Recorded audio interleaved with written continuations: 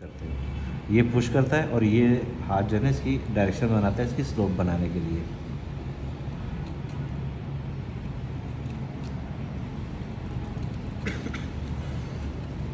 ये देखते हैं ना, क्योंकि एक सिलेंडर होता है राउंड होता है, ये दोनों जो इसकी दीवारें सी आ रही है ना, ये एक साथ शेप होनी चाहिए। फिर ये देखते हैं ना कि इसमें ना ये बहुत बारीक बारीक सी तारें होती हैं जो आपस में जुड़ी हुई होती हैं, बस उठे ना हम, तो ये इसकी शेप जो है ना ये हमारे अंगूठे की इस शेप की तरह से होती है। ठीक है, ये ईरानियन कलम है, ईरान से आती है ये, और ये मतलब ये ऐसी ग्रोन होती है ये, इसमें मुख्तलिफ़ किस्म के डिज़ाइंस बने हुए होते हैं। इसको करने के बाद अब हम इसको पलटेंगे यहाँ पर। ठीक है, अब इसको देखोगे ना तो ये एक बहुत सी ना एक हार्ड सरफेस होती है, इसके ऊपर रेजिन की एक लेयर होती है, तो ये वाटरप्रूफ होती है एक तरीके से। अब हम जब इसको इंक में डिप करते हैं ना, तो कलम के दोनों साइडों पर हमें इंक चाहिए होती है ताकि उसमें से वो स्लिप ना हो और हमारे लिखने में आसानी हो। तो फिर हम इसको ना हल्का सा यहाँ पर एक नेल बनाते हैं, एक नाखून सा बनाते हैं, उसको बहुत ध्यान से बनाया जाता है। ये जो इसकी गोलाई होती है ना, ये दोनों एंड्स पे आकर ना हल्की सी डाउन जाती है, तो जब ये डाउन होती है तो हम इसको दरमियान से जो है ना वो बिल्कुल सीधा छीलने की कोशिश करते हैं ताकि साइडों पर ना इसकी जो ये कलर्ड लेयर है ना ये मेंटेन रहे। ठीक है, तो ये बहुत ध्यान से करने वाला काम होता है। अगर ये छिल जाए तो ये थोड़े से इस्तेमाल के बाद ना, ये ज़ाहिर ब्रिसल्स होते हैं इंटैक्ट हुए हुए, तो ये गीले होने से ना ये लूज़ हो जाते हैं इंक की वजह से। तो जब ये लूज़ हो जाएंगे तो ये ब्रश की तरह परफॉर्म करेंगे। तो ब्रश वाला स्ट्रोक हमें इसमें कैलीग्राफी में नहीं चाहिए होता, कलम से ख़ास तौर पे, वरना फिर आपकी जो कलम की जो एनाटमी है ना वो डिस्टॉर्ट हो जाती है। इस तरह छीलने के बाद फिर हम इसे जो भी हमने फ़ॉन्ट इस्तेमाल करना होता है उसके अकॉर्डिंगली हमने इसका एंगल लेना होता है, उस एंगल के हिसाब से इसको हम यहाँ से रख के कत करते हैं। ये जैसे शायरी में होता है ना कता, ये थोड़ा सा 5 या 7 डिग्री के एंगल पर है ये कटा हुआ। ठीक है, अब ये हमने जो ख़त लिखना है उस ख़त का नाम है रुक़ा। उसके लिए इतना तिरछा कलम को होना चाहिए।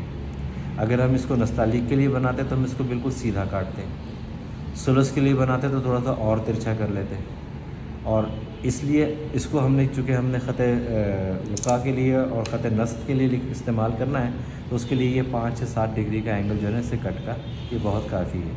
अच्छा, ये कट जो है ना ये हम ख़ुद भी अपना डिस्कवर कर सकते हैं कि मेरा हाथ कौन से एंगल पे कितना अच्छा लिखता है। ये उसी वक्त में होता है कि जब हम खुद से बहुत सारे कलम बनाएं, उनको ख़राब भी करें, उनको सही भी करें। तो जितना खूबसूरती के साथ आपका ये कलम बना हुआ होगा उतनी खूबसूरती के साथ आप लिख पाएंगे, वरना मुश्किल हो जाती है। आपके टूल्स अगर आपके हिसाब से ना बने हुए हो ना तो वो लिखा नहीं जाता उससे, या वो काम नहीं होता। ऐसे ये जितने भी कलम आप मार्केट से लोगे ना, ये आपको तकरीबन ऐसे लगेंगे ये रेडी टू यूज़ हैं, लेकिन ऐसे होते नहीं हैं। ये डायरेक्शनल कट होता है इनका अपना ख़ास। अगर आप इनको नापोगे ना तो इनका रैंडम साइज़ निकलेगा, कभी 7 mm निकलेगा, कभी 7.5 mm निकलेगा, कभी 8.5 mm मिलेगा। तो हमें चूँकि अपने हिसाब से उसको ट्रिम करना होता है, तो फिर हम जिस कलम लेते हैं तो उसको अपने हिसाब से काट लेते हैं। अब देखो ना इसके यहाँ पर कितना तवील एक वो बना दिया है मुनाफा, और इसका आगे जो है ये बहुत लंबा हो गया। लिखने को तो आप इससे भी लिख सकते हैं, बट ये कि फिर आप इसके मोहताज हो जाएंगे, ये आपके हिसाब का बना हुआ नहीं होगा। तो जब भी आपने हम इसको हल्का हल्का सा एक एक या दो तारें सी जो है इसकी वो यूँ कट करके निकाल देंगे तो ये 3 mm के साइज़ में आ जाएगा दोनों अतराफ से।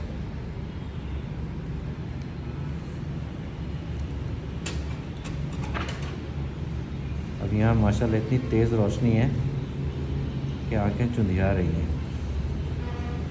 इतनी तेज़ रोशनी नहीं होनी चाहिए। बहुत बादाम से लेकर अगली टिप तक का जो एरिया होता है ये जुल्फ़ा कहलाता है। ठीक है, जुल्फ़ा जीम से। तो इसको यहाँ से हमने कट करना होगा। इसको कट करने से पहले ना जब हमने इसको यूँ छीला है ना, तो यहाँ से थोड़ा सा आप हाथ लगा के इसको चेक। सिगरेट नहीं छोड़ सकते।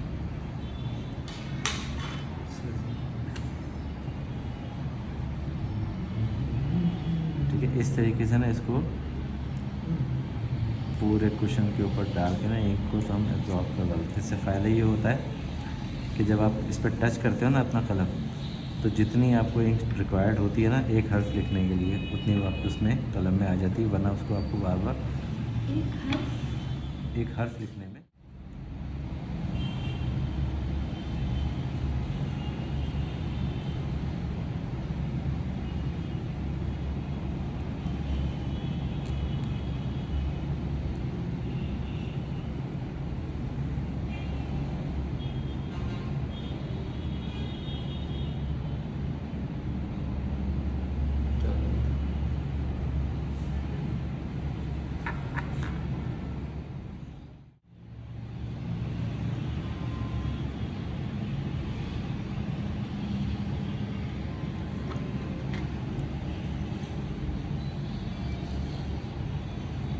सकते